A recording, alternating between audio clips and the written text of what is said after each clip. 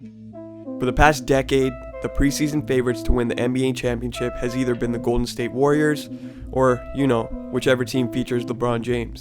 Cleveland! This is for you! But after one of the most lucrative off-seasons in terms of free agents, the era of super teams is finally over. Some things never change though, as the Western Conference is still as loaded as ever. The Warriors' empire may have finally collapsed after losing their two-time Finals MVP Kevin Durant to the Brooklyn Nets and an untimely injury to Klay Thompson that will keep him out for most of the season. To mitigate those losses, they got a budding star in D'Angelo Russell, but the West is no longer theirs for the taking. After LeBron vacated his Eastern Conference throne last offseason for Hollywood, he finally got a running mate in Anthony Davis, which could see him make his 9th Finals appearance in 10 years and return the Lakers to championship glory. As for that other LA team, well, they added the reigning Finals MVP Kawhi Leonard. Pretty cool! Pretty damn cool! Wow! But his arrival was contingent on the addition of a second star. Enter Paul George, an All-NBA first-teamer who finished third in MVP voting last year after a stellar showing in his second season with OKC. The loss of George brought in a plethora of draft picks for the Thunder and forced them to blow up their team.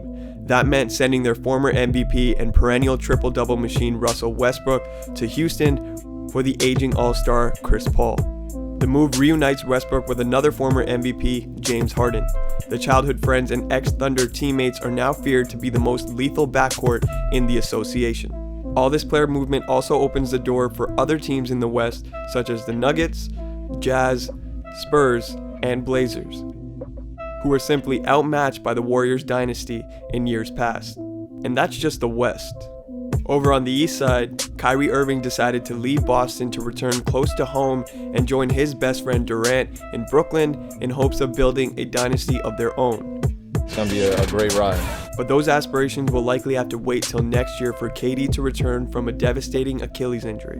The Celtics replaced Irving with Kemba Walker, an all-star that is finally on a roster that can contend after spending the first 8 years of his career with the Charlotte Hornets. Boston also lost a key piece in Al Horford, who decided to join the 76ers to form a fearsome front court with Joel Embiid for what could be the best defensive team in the league. But after losing the tenacious Jimmy Butler to Miami this offseason, it remains to be seen who will be Philadelphia's clutch time scorer.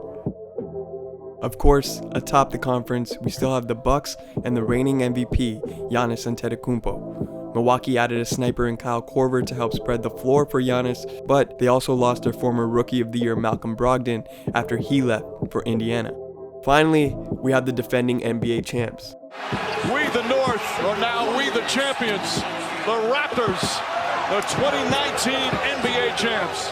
While it may be impossible to replace a two-time Finals MVP in Kawhi, there still is lots to be cautious of when it comes to the Toronto Raptors. With an experienced and talented young core, including the reigning most improved player, Pascal Siakam, savvy veteran leaders, and arguably the best management up top.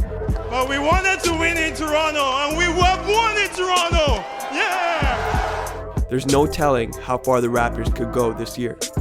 So rejoice, basketball fans, because parity has finally been restored in the NBA. From Toronto, Soos, CSM.